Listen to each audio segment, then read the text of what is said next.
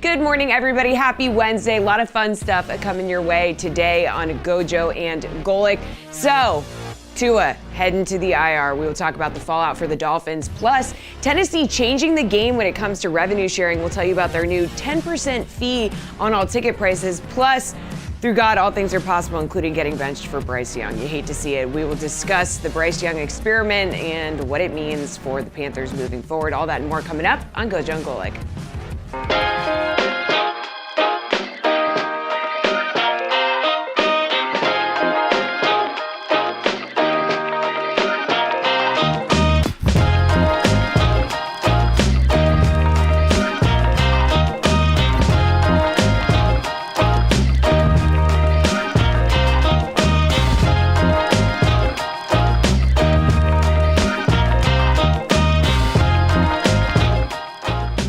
What's up, everybody? Welcome to GoJo and Golic. Mike Golic Jr., Mike Golic Sr., and Jesse Cofield. We got a great show for everybody. As always, make sure you download, subscribe, rate, and review us. Leave us a 5-star rating. Check us out live Monday through Friday here on the DraftKings Network. As Jesse mentioned, going to be awesome. Jason Fitz is going to join us in the second hour of the program today, our buddy from Yahoo Sports, to break down the latest of what we've seen from college, the NFL, and Rasheed Shaheed, the Saints' breakout star at wide receiver this season. An All-Pro last year as a special teamer, now making his mark more and more often on offense as the Saints have blistered through the start of the season. Plenty of time to get to that and a few statement games coming up this weekend that we will get to shortly. But, Dad, Jesse mentioned the top news of the day. Tua Tagovailoa, who suffered the third diagnosed concussion of his career and since 2022, was placed on injured reserve yesterday. Tua will now have to miss at least 4 games while on injured reserve. The Dolphins, in the meantime, went out and signed Tyler Huntley off the Baltimore Ravens practice squad, so he's got to be on their 53-man roster for the next few weeks, although it appears Skylar Thompson going to be the guy that gets the start this weekend, the backup quarterback that went in for Tua this last weekend. Dad, we've heard already out of Tua's camp that he does not plan to stop playing football right now, that was not something that he was entertaining at this moment, despite so many people in the public trying to say that on his behalf. So what do you make of this move from the Dolphins and how it does affect Tua's future? Well, Well, I mean, what was it, Monday, Mike McDaniel said they weren't going to place him on IR with the information they had. They needed more information. Then Tuesday, they get more information, and they put him on IR. So they heard probably what they didn't want to hear and realized they had to put him on IR. It's now from a football standpoint and from a team this year standpoint, because you don't want to throw away your year, it's what I always talk about with the backup quarterback. Can you keep the backup quarterback? Can you keep the team's head above water? They play Seattle, Tennessee, New England, and Indy. Those are the 4 weeks. If Tua were to come back after the 4 weeks, those were the 4 games that he would miss. There's just one divisional game in there, and it's certainly not a murderer's row. Miami's a talented team. It's just going to take some productivity from Skylar Thompson, or just the ability to dish the ball, be that point guard, get the ball to, and they have players on offense. We know they have players on offense. Defense needs to step up, keep the games close, don't make them shootouts. So everybody kind of has to tighten the belt strap a little bit and do a little bit more to help out a backup quarterback. We're going to talk a bit about some of the coaching that's gone on in the NFL, especially this last weekend in places like Minnesota, in places like Green Bay, where you've got guys from the same coaching tree with backup quarterbacks, or guys who have been perennially backup quarterbacks in the case of Sam Darnold, and what those coaches did to help those guys out. Dad, for Mike McDaniel, it's going to be interesting to watch the same. Skylar Thompson's a guy we saw play when Tua got injured prior to this, getting even in a playoff game. What can Mike McDaniel do with him? How much does the offense change to insulate a quarterback that's not the guy you just paid $250 million to go out there and play? Is going to be interesting from the coaching perspective, because you're right. While there were injuries up front on the offensive line that are definitely a concern, right? This game ended not only with Tua Tagovailoa out of the game, but you're starting left tackle and left guard both out of the game to go along with a running back room that was without Raheem Mostert. So it's not like he's walking in with the full complement of weapons, but neither was Minnesota when Sam Darnold went out there by the end of the game. Jordan Addison had been dealing with an ankle injury. Justin Jefferson got lost to a quad injury during that game. And so I think a lot of this response, Dad, is going to be, what does Mike McDaniel do as one of these lauded, incredible coaching minds going out during this stretch where, and I think it is interesting, Dad, because we know for concussions, and Stefania Bell, the ESPN injury expert that came on with us last week, I always hear her in my head when we talk about recovery from concussion as it's non-linear, meaning this doesn't progress like an ankle injury. It's a brain injury. And so the way you go about the return to play, the NFL's got a process, but in terms of Tua Tagovailoa, who's already started consulting with concussion specialists to try and begin this return to play, there's no guarantee that it's just going to be, well, time equals better the entire time, especially with his history here. And so I thought the move to actually put him on IR, which is not something we always see with concussions, treating it like an actual injury and giving it that extended time, is, I think, an acknowledgement of the severity of the situation.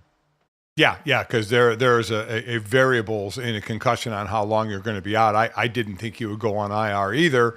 Maybe they're just playing it safe here to sit the 4 games. He's going to be cleared at some point to come back, and all indications are he is going to come back. So it's just a matter of time. It's just a matter of when. And I know we talked about it yesterday with Dominic Foxworth saying that, does anybody really care about the future of Tua? But it's just the uneasiness of now of watching a player, in the fencing pose on the field and be complicit to that by turning on and watching. But the people are going to turn on and they are going to watch. So whether they feel they're complicit or not, they're not. It's just an uneasy feeling from people.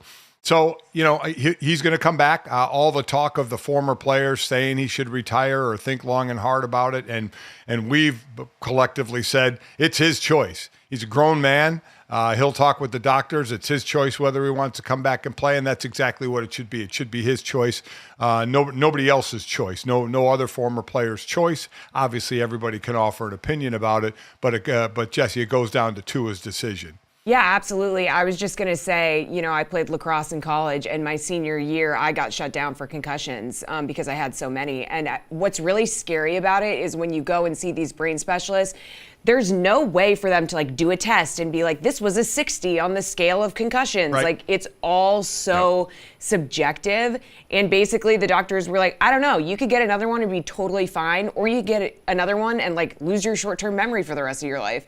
So for me, I was like, I wasn't making hundreds of millions of dollars, but I was like, I don't want to take the risk. So like you said, it's personal. It's about what's on the line for him. But it is scary to sit in those. I've been in those doctor appointments where they're trying to figure out how bad it was or what it means. And, oh, did you black out after this one? And what does that mean for your future? And obviously for me, the risk wasn't worth the reward, but it's definitely a tough decision. Yeah, and I think that's a good reminder that so many people talk in certainties about the effects of this when really a lot of it's still so nebulous, and what we know about concussions and the long-term effects, while it far exceeds what we used to, and certainly the knowledge presented to players, there's a lot we're still figuring out. But I can understand where these former players come from who say this, because a lot of those guys are older and have seen the effects of the game, whether it's head injuries, whether it's the other physical injuries from the next down that we seem to devalue during this time too. They've seen the effects of that on people they care about. And so I'd imagine that's where this comes from. When you watch your friends deteriorate physically because of the effects of the game that you both played, Dad, then I do believe, hey, those are absolutely guys that are speaking from a place of concern for Tua's long-term, because they're not staring at Tua Tagovailoa, the young man in the field. They're staring at their friend who they've seen in a compromised position because of all this later on. And I get it. I absolutely get it. But you just go back to when you were younger and you were playing and you felt invincible and older. And it's like when the former player came and spoke to the team. You know, you'd love the team to listen, but how quickly does a team shut out an older player, you know, from talking about their experiences when you would love them to listen? The rookie symposiums, you know, that the NFL would have, they would bring in former players and you'd hear stories about rookies going to sleep or rookies not really listening. And listen, it's not to say that defines their career if they're not listening to a former player, but with age comes wisdom. And with age and years in the league comes experiences of dealing with injuries. So you kind of know what you're facing, and you're telling these younger players, you're going to face this when you're older. Now, there's more certainty to say what you're going to face if you blow out your knee a couple of times or your shoulder, you're going to have to get a replacement and this and that. With your head, there's still the unknown. But there is the experience of the older player, of the former player, saying, man, be careful, but understand the group you're talking to. You're talking to a younger group, players that are still playing, players that feel invincible, and players that I've seen it time and time again. You even see a teammate blow out something, hurt something, have to miss the season, a horrific injury, and they'll be in the locker room and say, man, that's a shame, but it's not going to happen to me. I'm going to be fine. I'm going to come back from this injury and be just fine.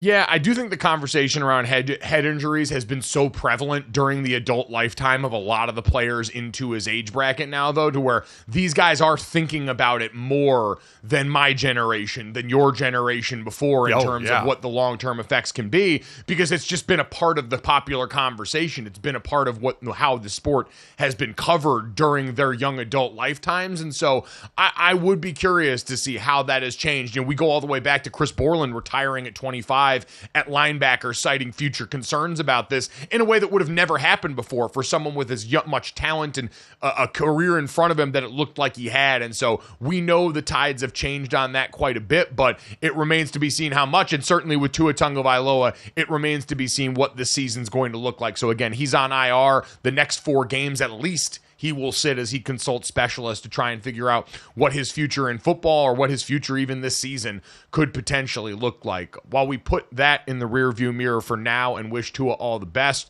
Jesse, we do have some other games this weekend we haven't gotten to yet, and so it's time to take a look. We always hear about statement games in the NFL. Who went out there and made the biggest statement this past weekend? So why don't we play a little bit of that ourselves? Yeah, so we'll actually give you some statements for each team for, these games, and you tell me which one is more accurate after week 2.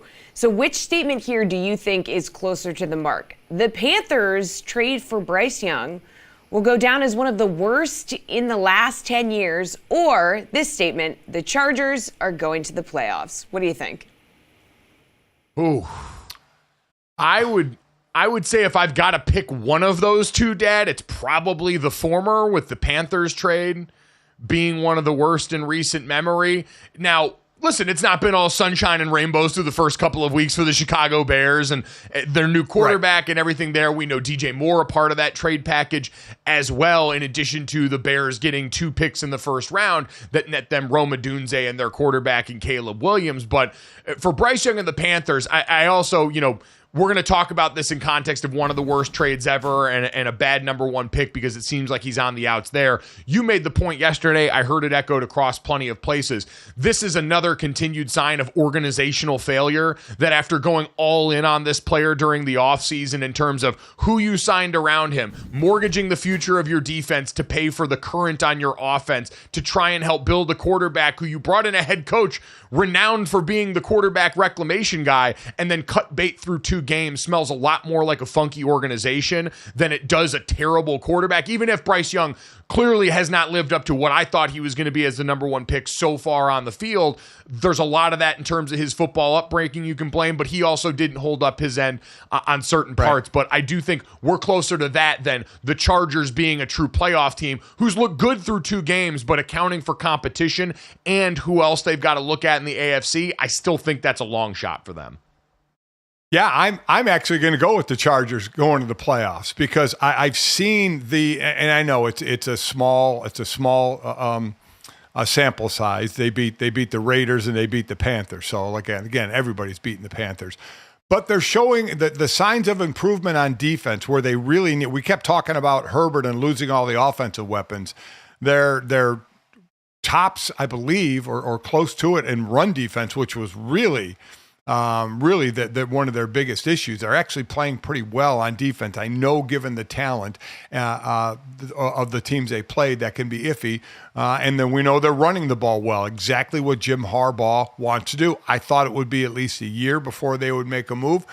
The trade for Bryce Young, we've seen other bust number 1 picks. I don't know if he's going to be the worst bust of all time, but they did trade to do it. There was a trade for Trey Lance to go to 3.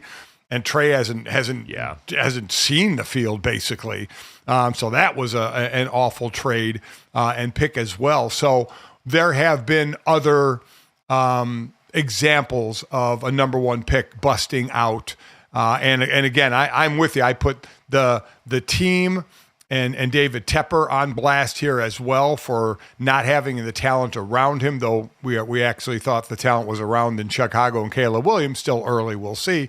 But I'm going to say the Chargers are going to the playoffs. I'm going to amend by them not making the playoffs and say I like what I see out of them.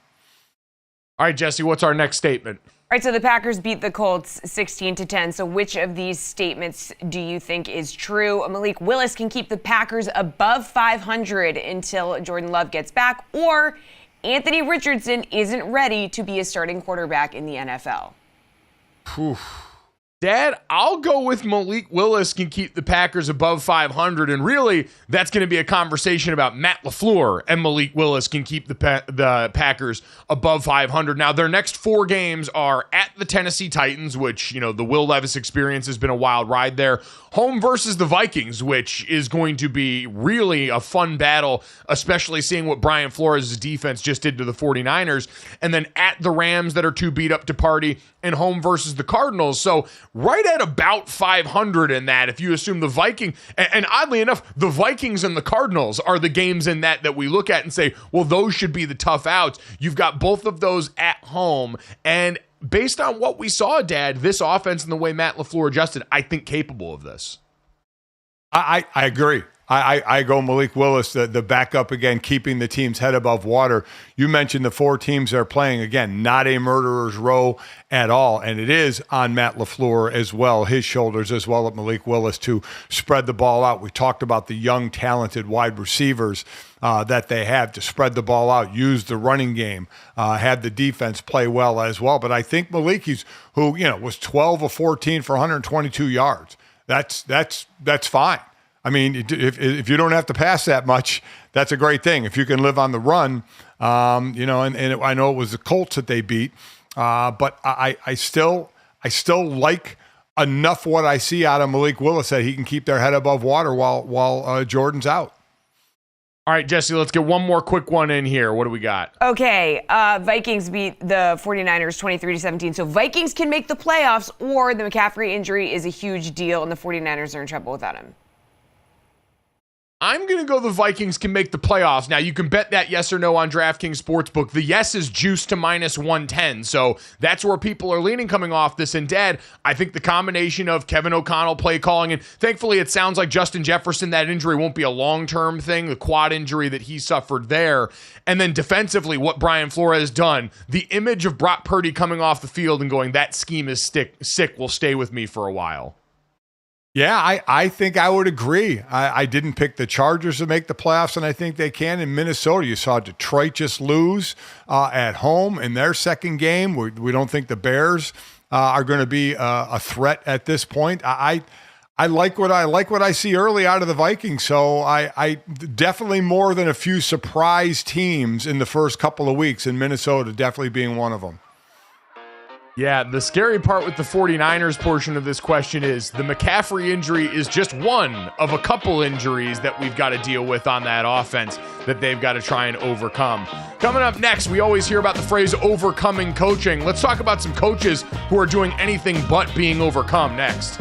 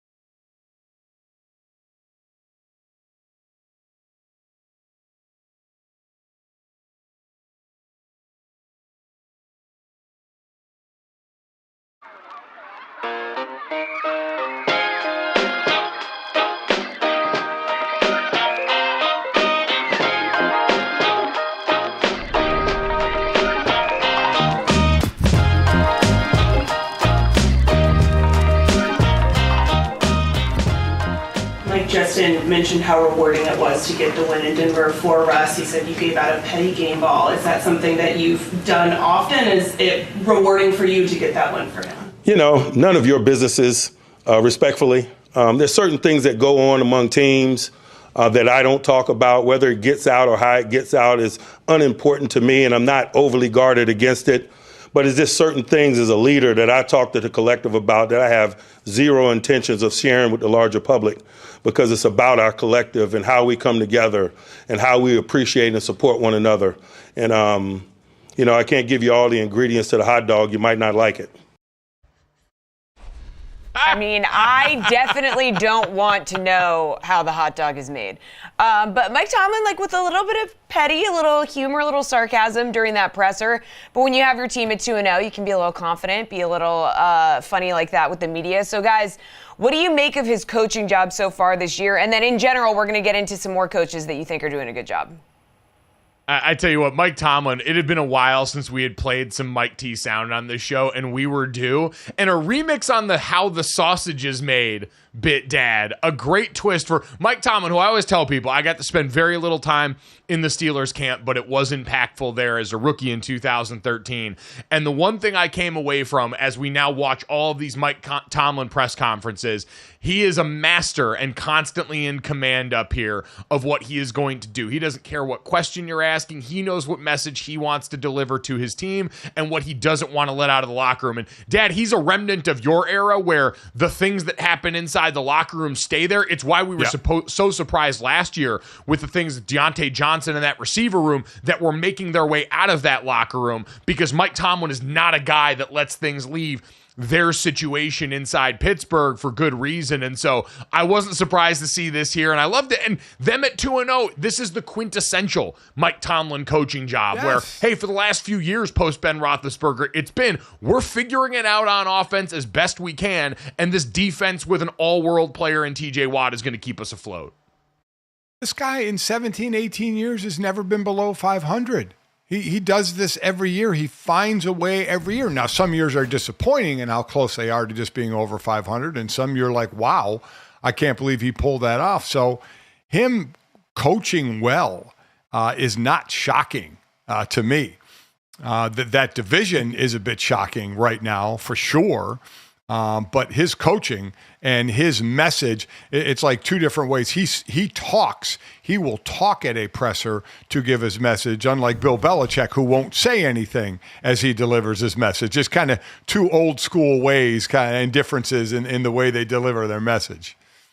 I will say, I wonder if Justin Fields got a talking to after this, because we talked about yesterday, Justin Fields, not like Russell Wilson in terms of all the media training and polish. He came out and said, yeah, they did Russ dirty, so we gave him a game ball. Screw those guys. And I'm sure Mike Tomlin, who's sitting over there, asked the same question and was like, we're going to keep that in-house. Might have had to have a conversation with his new quarterback, who is going to be the starter again this week, it looks like, and that's not a surprise to any of us, considering the way that this has gone and the fact that they are 2-0 with him at the helm. But I still think that he is not above reproach, and Mike Tomlin might sit him down and say, we don't talk about that stuff here in front of the microphone, because as we've heard from plenty of coaches, every time you go out there, that is you putting it on wax for the rest of this locker room to have to answer for.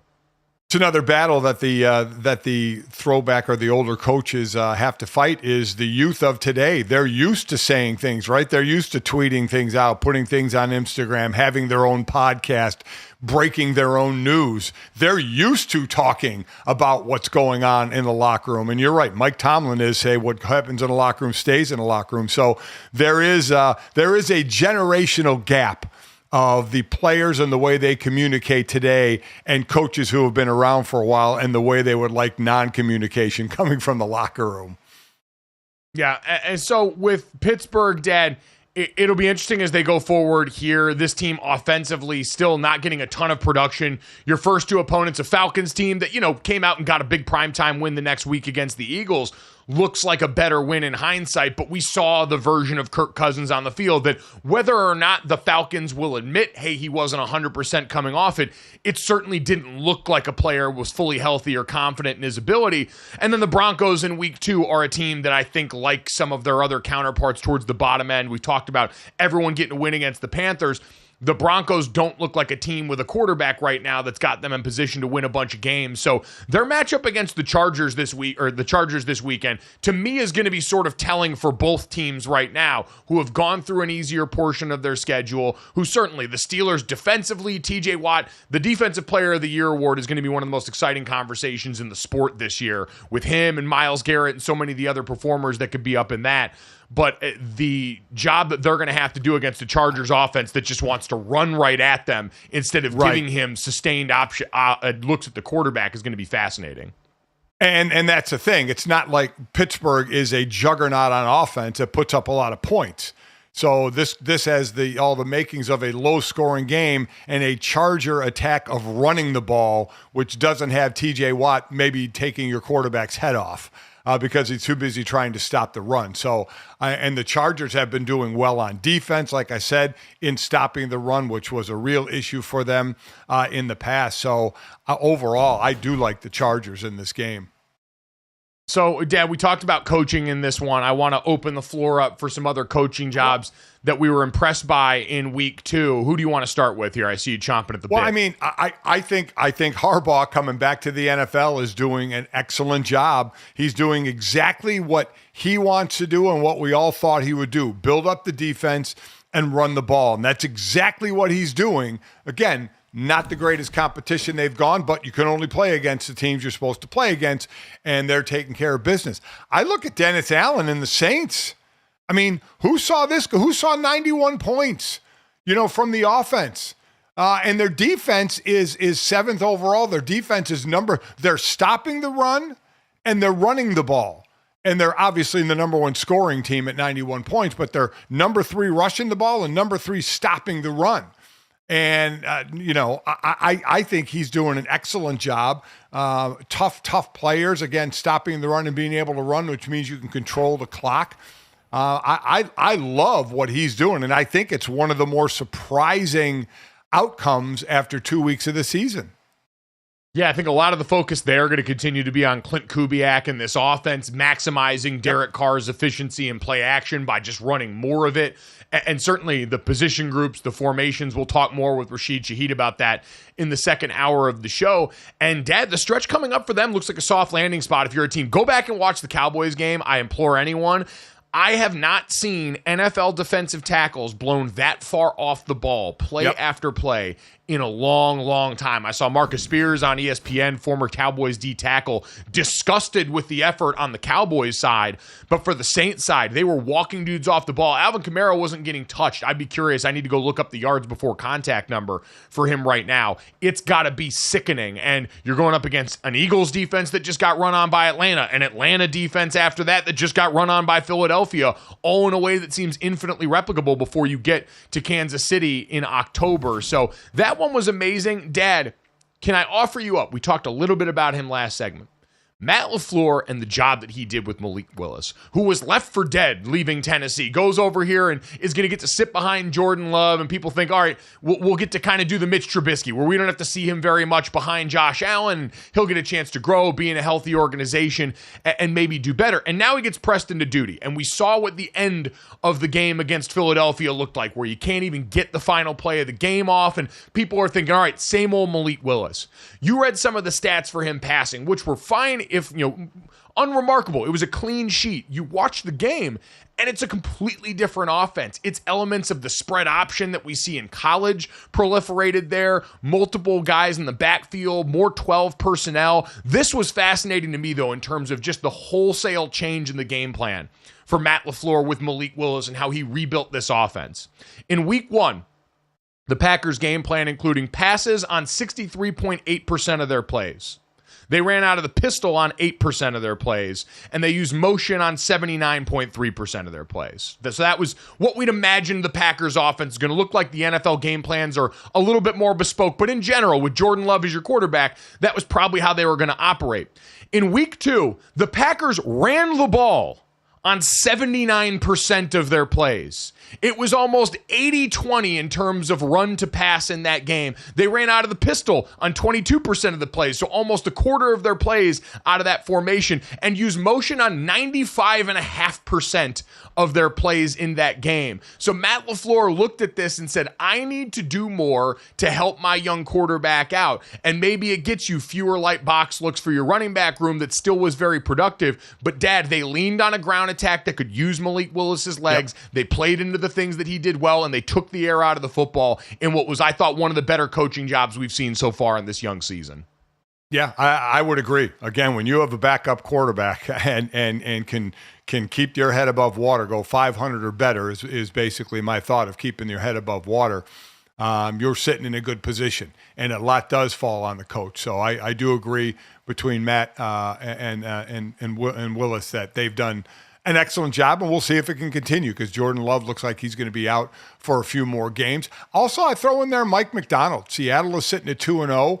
That defense is number 6 overall, second against the pass. Now, they are getting run on some.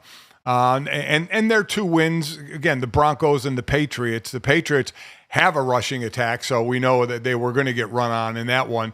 Offensively, they're number 6 in passing. They're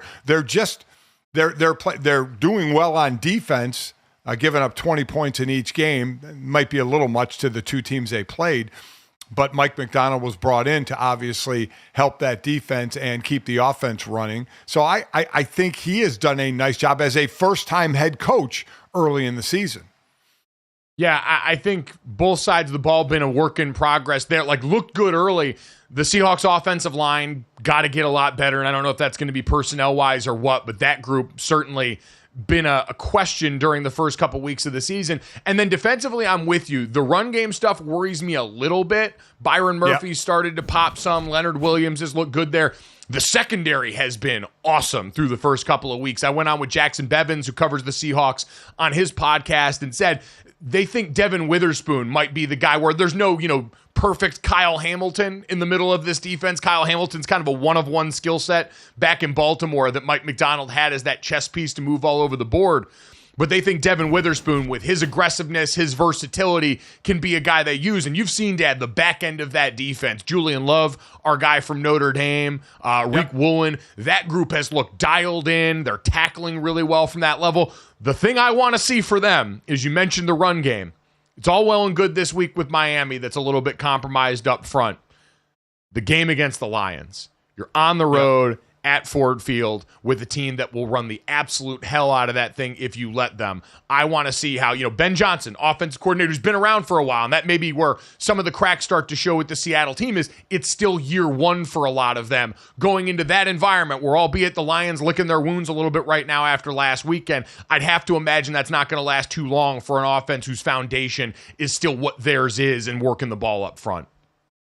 Yeah. Yeah, I would agree. They and again, these are all early in the season type of situations. You look at Minnesota. They're kind of playing better than their stats a little bit, and that's why stats, I think, can be misleading, and that's why you have to give more of a sample size. But still, Sam Darnold led a guy who's kind of, after busting out as a top pick with the Jets and being a backup with San Francisco, and knowing he is going to be the bridge to J.J. McCarthy, though that plan got wiped out. And for them to start out the way they did has been pretty impressive.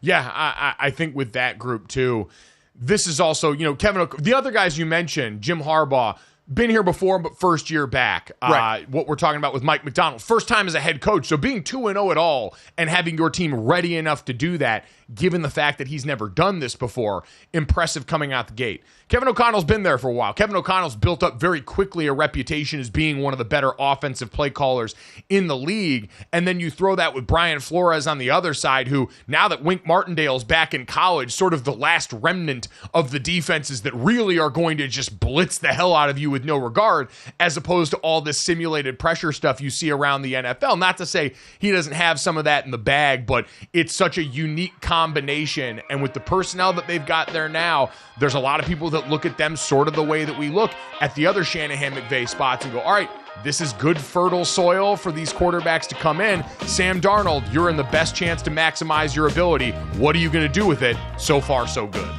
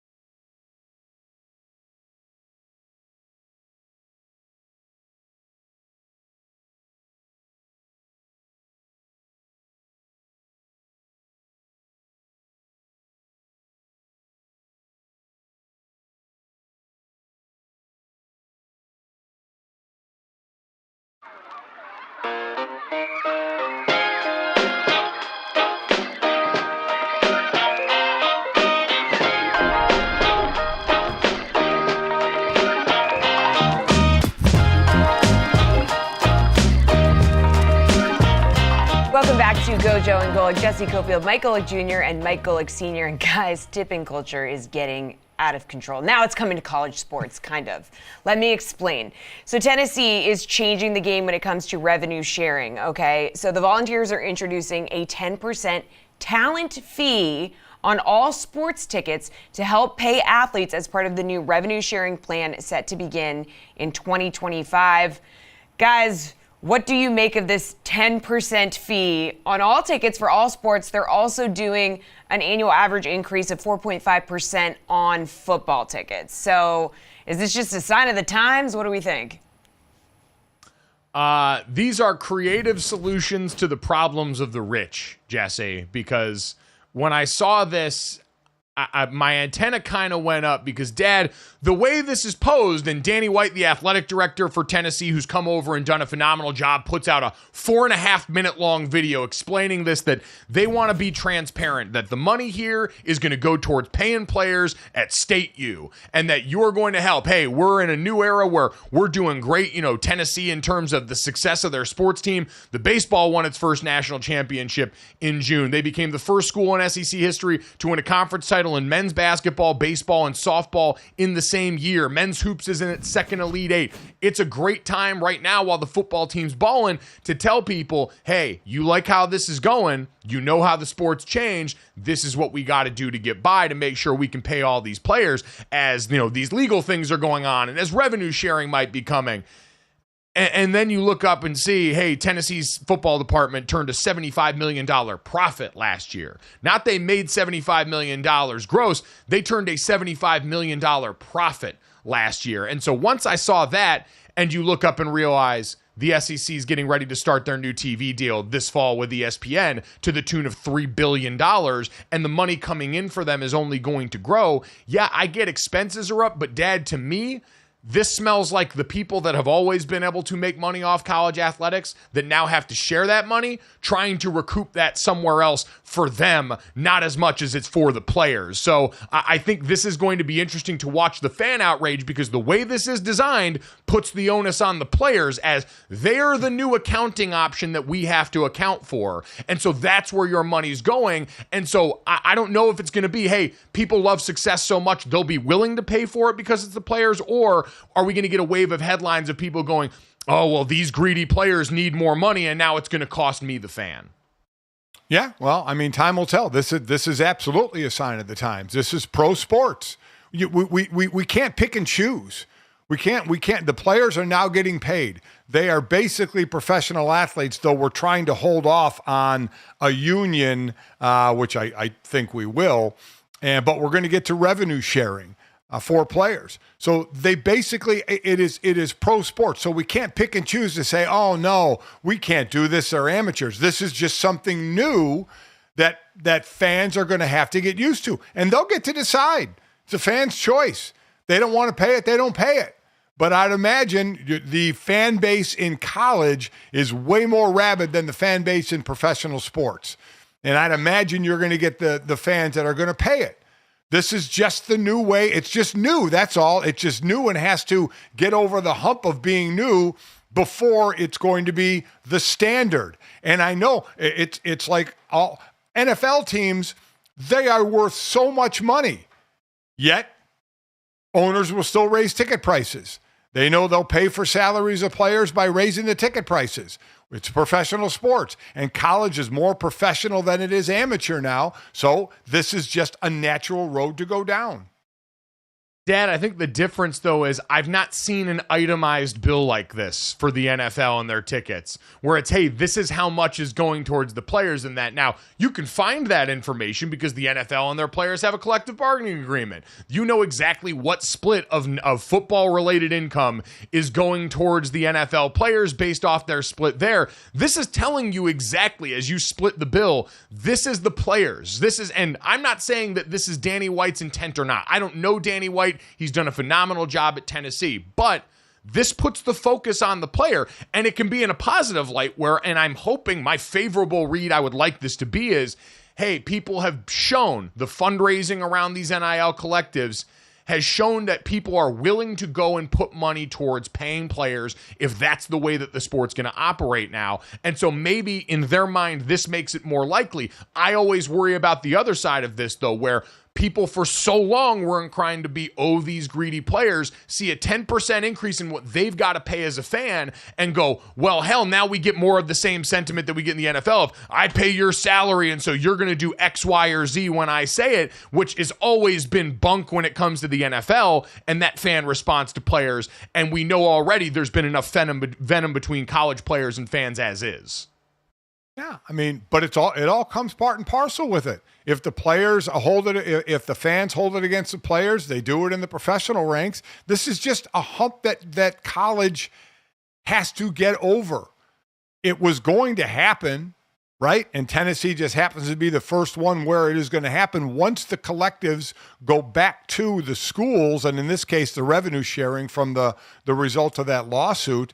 And the schools are shelling out the revenue, and they think it'll be in the 22% range going to the players. At least that was a report. This is where we are. It's I would imagine the first time you saw this in the NFL, it drove some fans crazy. And it's going to drive. When did we ever see this in the NFL would be my question. That's my whole point with this, is the framing of this matters to me. And it's curious. Like, I don't know if there was ever a time in the NFL where they raised ticket prices and said, this amount is going towards the players. And again, we're early on in this. Everything that everyone is trying right now are trial balloons. Everyone is starting to get creative. Oklahoma State and the helmet stuff for the collective donations, and everyone trying to figure out the best way to solicit and get more money, because that's what these programs have done since the dawn of time on the recruiting front. With this one in particular, and this is just me, like, admitting my biases as a former player, where my antennas are always going to go up in something that I am, because of the history of this sport, a little bit skeptical of in how it treats the players and the lights it puts them in. Again, I don't know if we're disagreeing or whatever on this. It's the money is going to the school. I don't think we are, because I understand your sentiment on this, Dad, of yes, of course ticket revenue is going to go and pay players if we're going to be in revenue sharing. Yes. But again, to me, it's just how it's framed. That's the part that's different. Yeah, I mean, professional sport fans know that their raised ticket prices are going to something, probably some to the players. It's just not spelled out like this is. I don't see that. I don't see a big difference. And I think that matters. And I think that matters. I do. I don't. Yeah, I'm gonna just stick a finger up in the wind and see which direction the conversation coming off this goes by and large. And it's early. This news is a day old, so we'll see what the conversation sounds like coming off this to kind of determine that. Oh, you may see some clapback by fans because it's a first. It's a first, so you may get some fans that are appalled by it and don't want to say, oh my God, I don't want my money to go in the pay to players. But eventually it will all settle down and it'll turn out to be business as usual.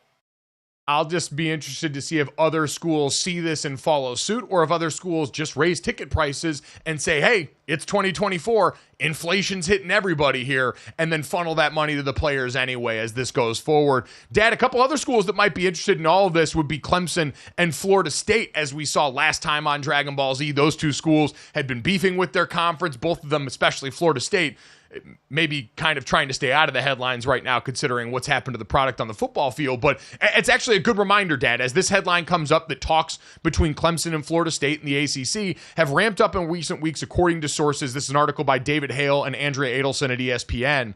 On a proposal that would allow for a greater share of revenue to those schools based on brand valuation and TV ratings, as well as potentially altering the expiration of the league's grant of rights in the ACC. Basically, Clemson and Florida State believe they should get more money out of the ACC's current deal because of the value of those brands. And Dad, we had this conversation around expansion and some of the brands that got mentioned, teams that maybe hadn't been successful in a while. And in a season where Florida State has been intergalactically bad relative to the expectation they had going in.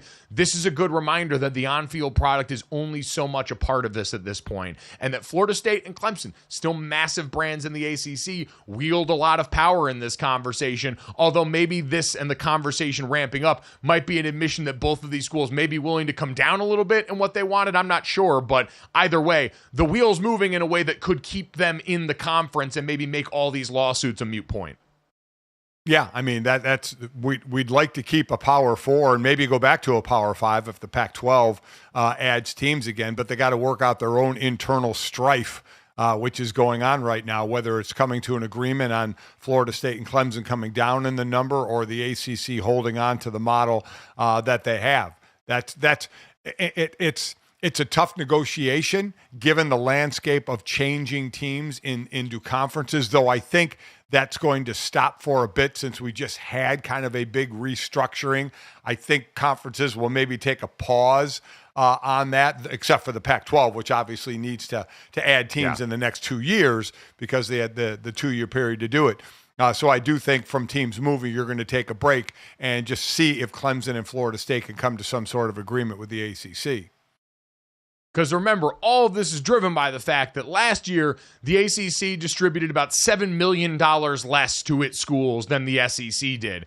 And that difference is expected to jump to about $30 million, accounting for the new television contract we just mentioned that the SEC signed this year. So that gap for teams in Florida State and Clemson that view themselves in that same light, maybe not as football teams right now, but certainly as brands in the sport. For Florida State, who's been perennially one of the most well-known brands in the sport. Right. For Clemson, who was half of the face of the college football playoffs first decade, they're both looking up and saying, well, we're not going to sit around here and take less than we think we're worth just because we're locked into this pesky grant of rights that ties us all to you for that time period. And so it's like we always say, Dad, this comes down to clever accounting. And if you're the ACC, unfortunately, the position you're in as a conference where everyone outside of the Big Ten and the SEC is sort of getting looked at like, all right, which one of you are we potentially going to dismantle for parts next?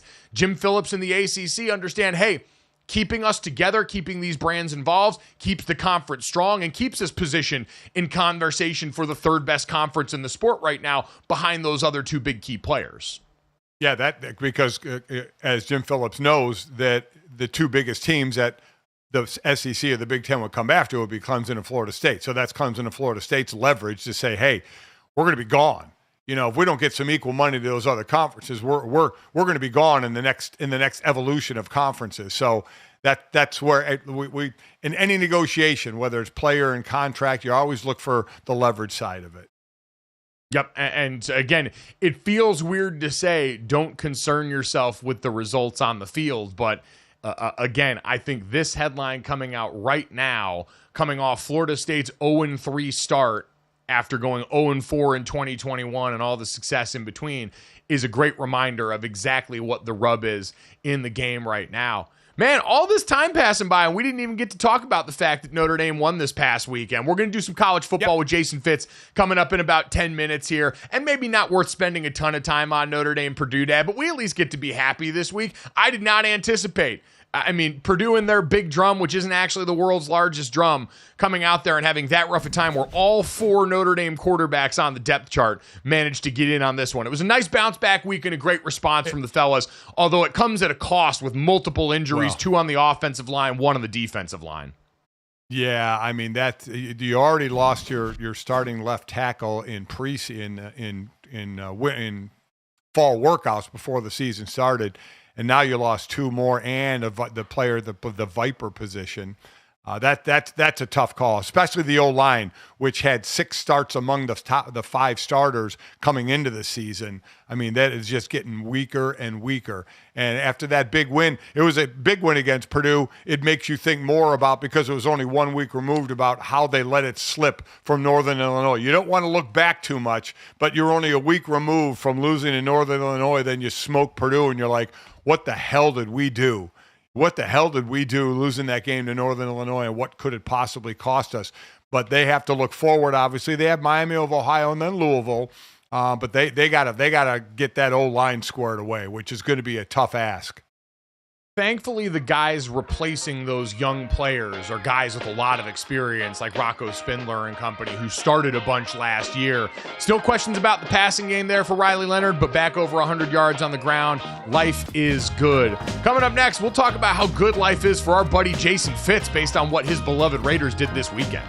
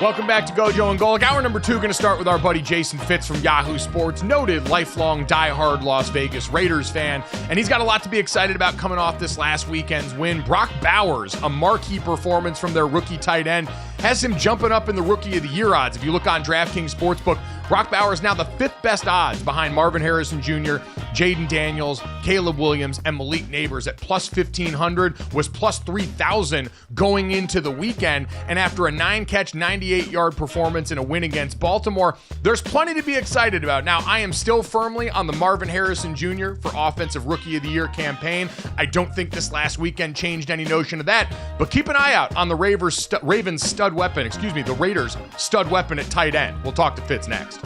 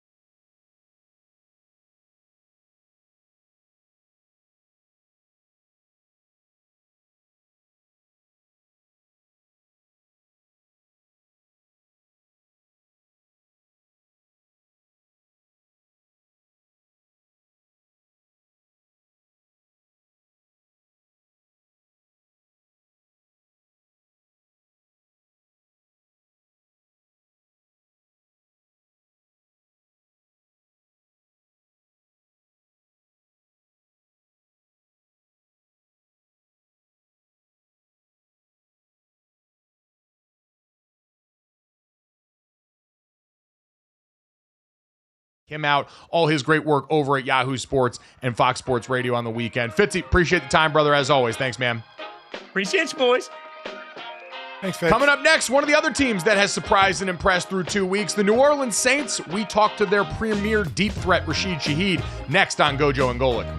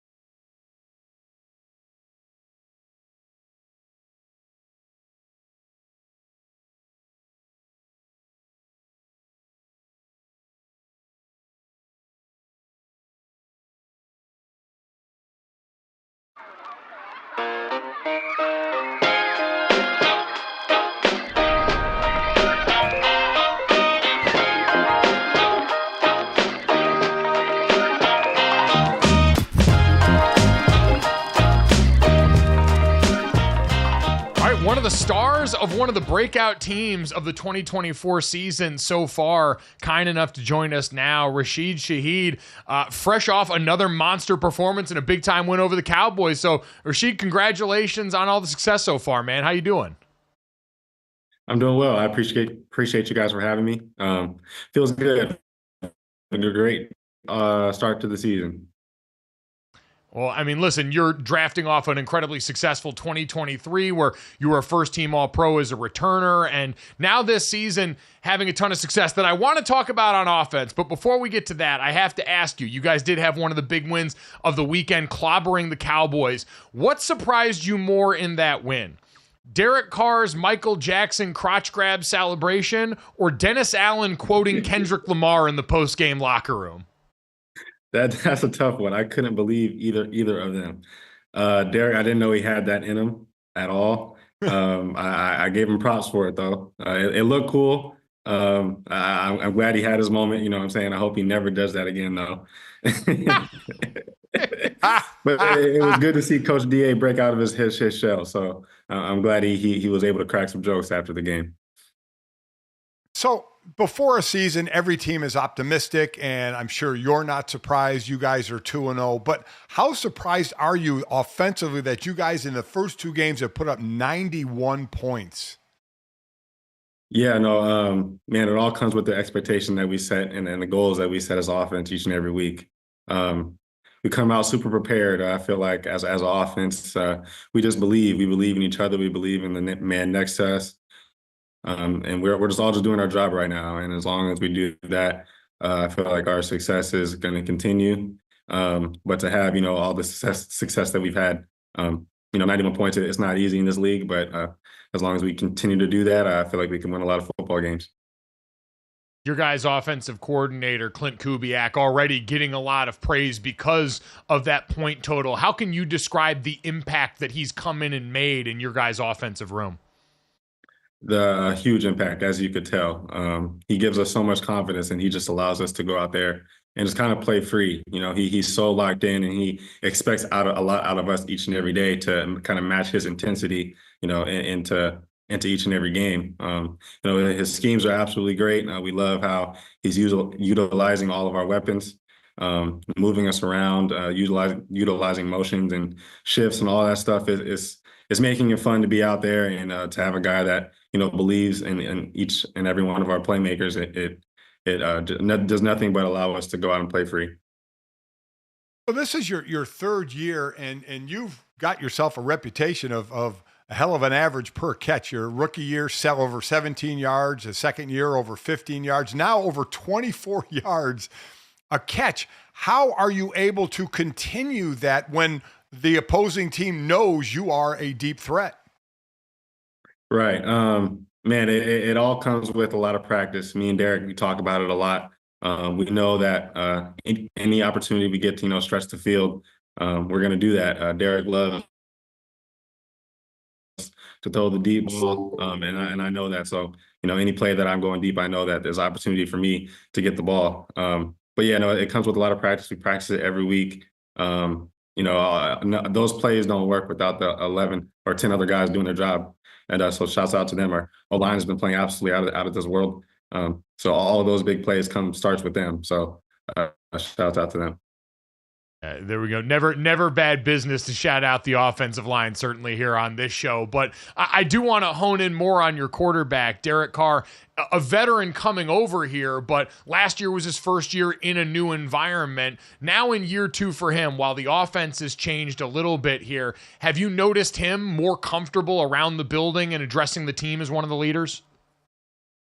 Yes, absolutely. He's been done a great job since the first day. Since we came back to start the season. He is our leader, and he knows what it takes to get the job done. And he comes in each and every day super locked in. And the expectation goes for us too. And as long as we continue to improve and continue to grow as an offense and with him, man, the sky is the limit. Super happy for him. He had every reason to, kind of come into the season, and he's just super focused, and I'm happy for him. And we just got to continue to stay on the high rise, and we'll be all right. Talk about your journey. I talked about your average yards per catch, but you were undrafted out of Weber State in 22. So talk about the difference in your mentality now and your confidence from coming in as an undrafted rookie and playing, obviously, your rookie year, but undrafted to now, being one of the main targets. Right. Yeah, no, it means everything. And I give a lot of credit to my coaches. They've taught me how to become a pro very quickly. And the guys that have come before me, they kind of have led the way. And, coming in as a young guy and looking at guys like Michael Thomas and, all the great vets that we've had, they've given great examples of how to approach each and every day. For me to be able to get to this point, it's taken a lot. All credit to the coaches and my teammates for giving me the confidence to go out there and just be able to play and do what I do best. The journey still going. Haven't accomplished anything yet, so still on the grind. It's a great mentality, and it served you well, no doubt, so far. There's a lot about your game that pops. Everyone knows your first touch went 44 yards to the house a couple of years ago, and now you've become known for the big play. The other thing that pops, though, is a wide receiver wearing number 22. You started out with number 89. Is there significance for the double deuce for you? Absolutely. That's a jersey number I've worn since a kid, high school, college, and now in the pros. My father wore it. That's the reason why I wear 22. So it's kind of a legacy thing, if you will. Well, coming in as an undrafted rookie, I don't imagine it was hard to get number 22 as a wide receiver position, right? You didn't have to really ask anybody for it, huh? No. After Mark Ingram had retired, I asked him if it was okay, to get his blessing for it, and it all went smooth. So down in New Orleans, this is obviously a town that has such a unique relationship with its football team, is a place that is bonded with it so much through tragedy, through all of the great times around there. What's your experience been with this fan base in this city and the way that they interact with you guys? Man, I feel like we have the absolute best fans in the league. They love and support us. They fight for us. They'll literally do anything. It's been nothing but love since I've joined this organization. They love this organization. They love this city. And as a player, you can do nothing but want to give back to the communities and the people and just win for them. It's no better feeling than to win for these fans. And they ride behind us like nobody else. And that means everything. It just gives us more motivation on Sundays. I know a better feeling for a player would be when I played, I had coaches every now and then when you won on Sunday, all the players would wait for it and the coach would say, "See you Wednesday." Have you gotten any extra days off in the first couple of wins, or were you kind of waiting for your coach to say, "See you an extra day after a day off"? Yeah, we're still waiting on that one. Maybe after a couple more wins, we might get a see you Wednesday, but not quite yet.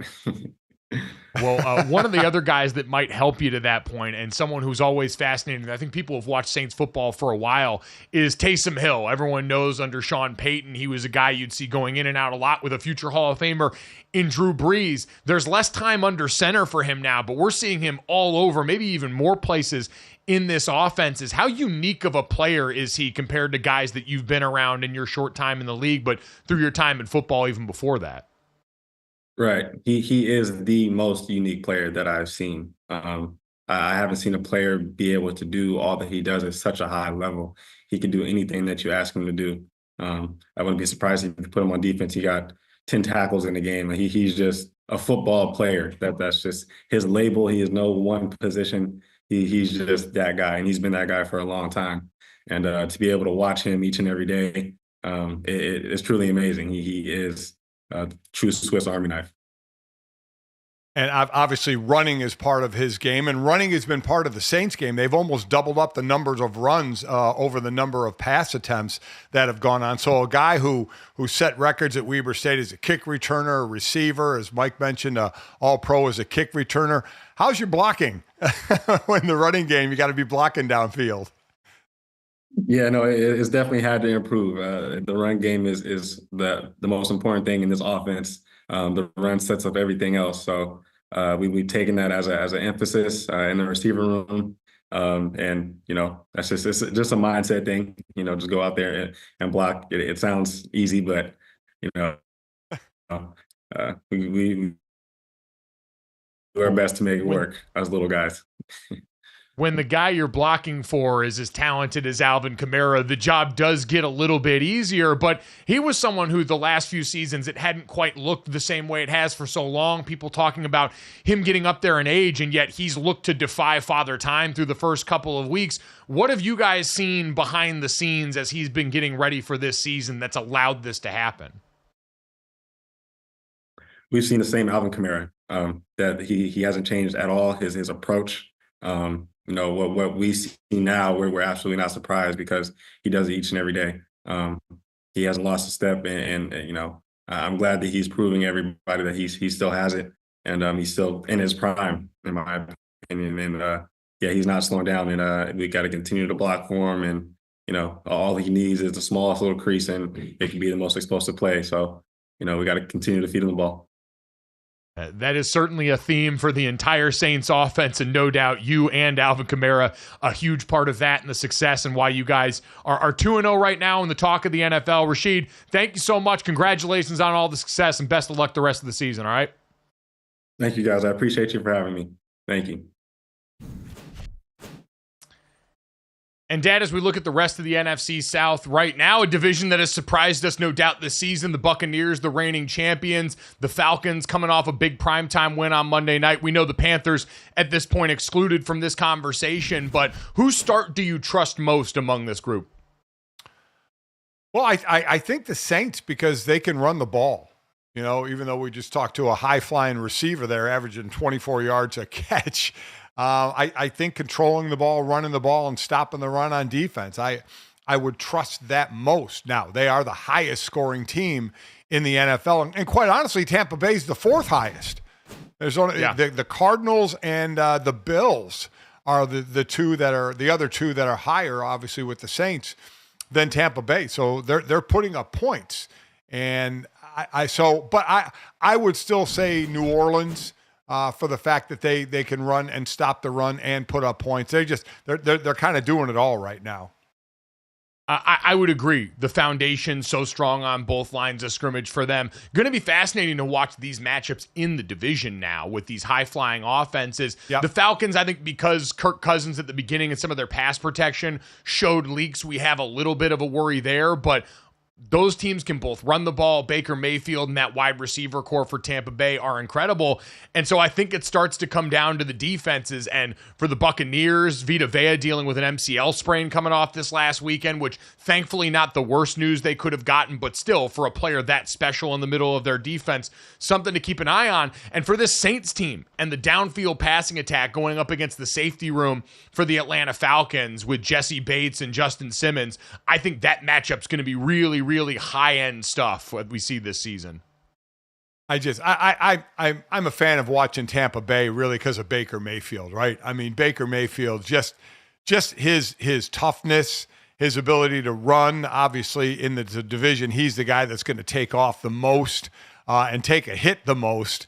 And the players just love him. He's resurrected in Tampa Bay. They obviously won the division last year, so he's really been a linchpin for that team. Yeah, the question is always going to be with them because that was a game where they were largely outgained and outplayed, but Baker Mayfield almost wills them to it. We talked about last season. They were a team that really lived and died on third and longs that they just managed to convert through that great wide receiver room. And is that pace sustainable for them going into this season? And the same question can sort of be asked now for them in a division where it's looked easier for New Orleans so far, and you can throw that out week one against the Panthers, but after that game against the Dallas Cowboys team that I'm sure defensively we're going to watch rebound in a big way this weekend against a Baltimore team that struggled to pass protect a little bit against that dynamic rush, that put a lot more people on notice. So the ball's gone through the basket pretty easily for the Saints. Coming up next, we'll take a look at the Saints and a few other teams and play a little contender or pretender coming off week 2 in the NFL on GoJo and Golic.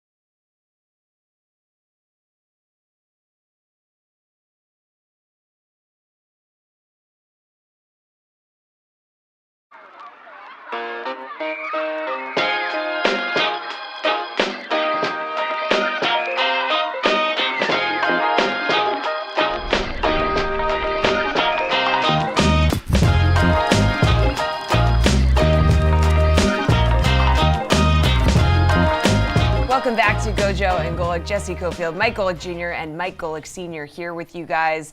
Fellas, 2 weeks into the NFL season, and it can be hard to tell who is a contender and who is a pretender, okay? So let's take an early stab at which teams are for real and which teams are a house of cards, just waiting for the wind to knock them over in a very dramatic fashion. So here's the list of teams we're going to go through. Steelers, Saints, Vikings, Seahawks, Ravens, bunch of 2-0 teams and an 0-2 team. So who's for real and who's for fake? Yeah, and I think it's especially topsy-turvy, but no 1-2 team being in there. The fact that we've got to ask these questions about teams like the Bengals, teams like the Ravens is sort of emblematic of where we're at. 2 weeks through the season has already challenged a lot of our viewpoints about who we thought would be contenders going into the season. And, Dad, let's start with the Steelers. This is a team 2-0 right now in a division where the top teams that we thought took a huge step back to start this season. Justin Fields at the helm while Russell Wilson has been injured at quarterback. Are you buying this Steelers start as anything more than Mike Tomlin's normal magic there? And can this actually lead to a team that's a playoff contender? I don't think so. I don't think so. And now that we know their defense is always tough, but offensively, I just don't think they can score enough points. 18 points in their first win, 13 in their second win. I just don't think they can. They're not going to get in a shootout. A lot of pressure is going to be put on the defense to hold down the other team's offense, a la Chicago, where a lot of pressure on that defense to hold to give your offense a chance. Now the Pittsburgh offense at this point, led by a better quarterback, and that's odd to say. It's Justin Fields who left Chicago, but I don't think overall that this offense can do enough, can score enough to put enough pressure on the opponent. So tough for me to say, but I would say pretender. I would tend to agree right now. If we're doing, I guess we should establish, what we think contender means in this case. And I guess that would probably be a team that can make the playoffs. Is that where we want to do it, Dad? Is contender a team in your mind that can win a championship and actually win a Super Bowl? What does that mean to you?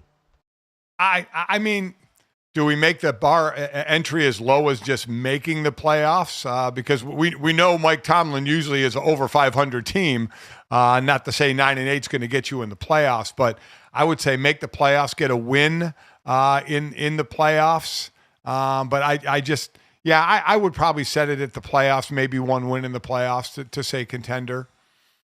Okay, if that's the case, then I think the Steelers are still ultimately going to be pretender. I think they can be a team that flirts with making the playoffs, especially given the start in their division that they've got. And we've talked about Baltimore's got a difficult road coming up with their schedule, Dad. So why don't we do them next? Baltimore Ravens. If you're saying the Steelers are pretenders, are you still buying Baltimore as a contender despite a sluggish start?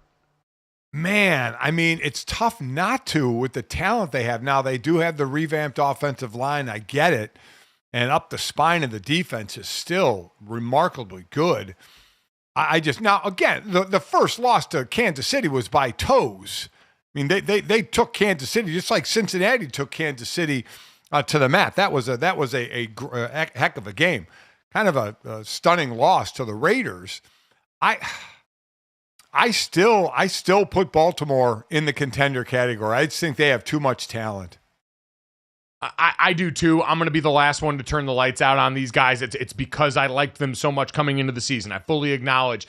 And I do think, and we talked with Fitzy about this, you mentioned how close the loss was week one, where, hey, Chris Jones against an offensive line that was 3/5 pretty new. Well, I shouldn't say new parts moved in the way that they were oriented. You had some guys getting in there, the rotation stuff I don't love from them, but it was going to be a bad matchup against Spags, that defense, Chris Jones, all the things that we knew.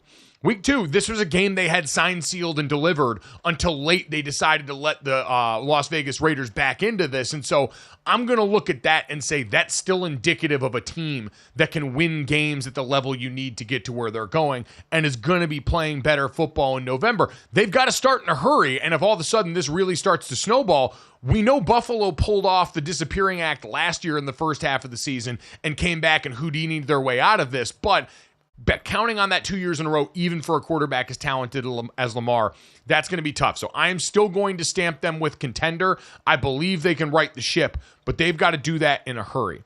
Let's go to the NFC West, Dad. The Seattle Seahawks. We talked about before, Mike Macdonald. Great coaching job early to get them to 2-0, albeit against inferior competition. Are you buying them as legitimate contender or pretender? I mean, we see San Francisco. Could they be shaky with the injury situation that they have? Arizona, though, is playing well. The Kyler Murray and Marvin Harrison Jr. connection, of course, with Trey McBride as well. I'm gonna say pretender there. They don't run the ball well. They don't stop the run well, so they can get the clock controlled on them. While nice improvements on somewhere on a little bit on the defensive side with Mike Macdonald, the defensive coach, going there, still not enough on stopping the run or running the ball on offense. So I'm going to say pretender. I'm going to go contender on this just because I'm very worried about the Rams right now. As someone that bought a ton of Rams stock this offseason, it is crashing famously. They got annihilated by the Cardinals team that we'll talk about in just a second. And Dad, so much of that is injury-based around the cores that we thought were going to be the strength of this team. Offensive line, wide receiver core, both of those things fractured in a way that invites a lot of doubt about that team. And so the void that gets filled, it's going to be them or it's going to be the Arizona Cardinals. We're another team. I bought stock on this offseason. Thankfully, I diversified my portfolio, and so we can maintain some robust gains going forward. So, Dad, I'll still go contender on the Seahawks, just because I think that defense is still getting used to the things that Mike Macdonald has implemented there. I think that's going to continue to grow, and they've got good parts on that group. Byron Murphy up front was my defensive rookie of the year pick. I worry about some of the stuff with the offensive line and if you can personnel your way through that during the season, but I trust the weapons there. And I guess that really goes twofold, Dad. Arizona, do you consider them true contender or pretender at this point after a dominant win this last weekend where even the defense started to look the part, got after the quarterback, held Kyron Williams well below what he had done in the past to that defense in terms of the rushing totals there, and overall looked dominant, but how much of that is, hey, the Rams are just too broken to party coming off week one? I just don't know if I can buy the consistency yet of them. It was a big win for them, but a Rams team that's just dismantled with injuries. Defense did play better. I don't know if I can trust them enough to beat contenders. Now, that would just leave San Francisco coming out of the West, because I said Seattle is a pretender as well. And maybe saying the same about Arizona. So just one team coming out of the West, but I think with the way some of the other NFC teams are playing, that could be a possibility. I'll say pretender still right now. The offense is real. The offense, to me, we knew the parts going into that and what that could create this season. And so far, especially, week one, we had the little scare with, hey, what are we doing with Marvin Harrison Jr.? And then week two, those fears quickly dissipated. Now him and Trey McBride, James Conner, and the rest of this offense. And Kyler Murray looking like vintage Kyler Murray. Almost everyone, our buddy at Dan Orlovsky at ESPN, who watches all these guys with a fine-tooth comb, said that was top 5 quarterback film from Kyler Murray in week 2 against the Rams. In a defense that we know, hey, doesn't have any more Aaron Donald in the middle there. The linebacker group is a bit green relative to the start of the season for them. At defensive back, we saw, hey, Tre'Davious White, unfortunately, injury seems to have robbed him of a lot of what we saw from him during those prime years. He had a real rough time with Marvin Harrison Jr. I think they can replicate on that side of the ball. I just need to see it 1 or 2 more weeks from the defense before I'm going to believe that Jonathan Gannon, who, listen, is a defensive head coach and had them froggy last year, has that group fully fixed. So, feel good. I feel like we got a lot of contenders right now, Dad, in the NFL, especially from unlikely places. I do too, especially quite honestly in the NFC, like Minnesota, like New Orleans, like Tampa Bay. I think the NFC is shown to be deeper than we thought because of play of the upper teams, injuries from the upper teams. But I think the NFC is showing pretty well. The league loves parity, and so far they've gotten it through 2 weeks of the NFL season. We'll see if water can find its level soon. But coming up next, free feet on the timeline in 2024. A stunning move from one of Major League Baseball's biggest stars. Next on GoJo and Golic.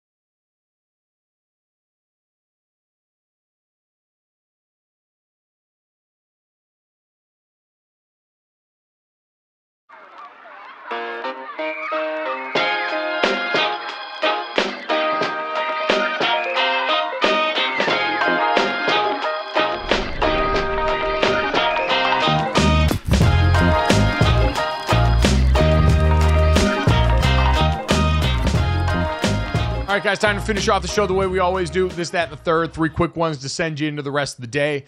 Make sure you download, subscribe, rate, review the show. Leave us a 5-star rating and check us out live Monday through Friday from 8 to 10 a.m. Eastern on the DraftKings Network, Samsung TV Plus, the Roku channel, Xumo Play, and, of course, on our YouTube channel. Apologies, I know the feed cut out for a little bit today. We appreciate everyone sticking with us as we got that fixed. If you miss any of us live or any of our great guests, shout out to Jason Fitz from Yahoo Sports, our friend of the program who joins us most every Wednesday. Rasheed Shahed, star wide receiver for the New Orleans Saints, for both giving us some time. If you missed those, check them out wherever you get your podcasts or available right here as soon as we get done on YouTube.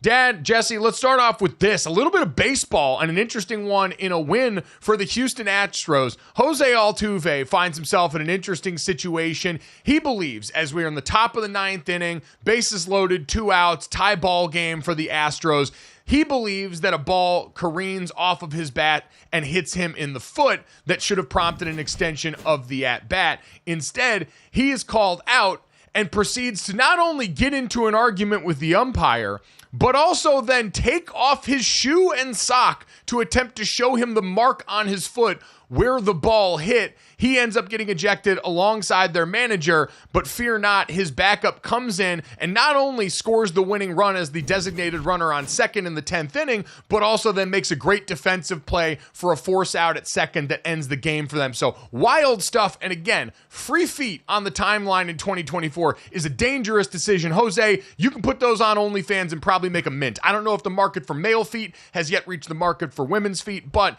when that day comes, best believe I will be ready. So he had a good point, though. He said when a batter gets hit in the hand and if there's a question, the batter will take the batter's glove off to show the umpire where it hit him in the hand. So he was just basically doing the same thing except on his foot, saying, look, the ball hit me in the foot. There's a mark here on my foot where the ball hit me. I shouldn't be out. It should be a foul ball because it went off my foot. So, and listen, I don't know in depth the rules of baseball that if you start taking off equipment, do you get tossed? Because again, as he said, people will take off a glove and show the ump. So he took off his cleat. I mean, now I don't know what words were exchanged, that I don't know, but should taking off a cleat garner an ejection?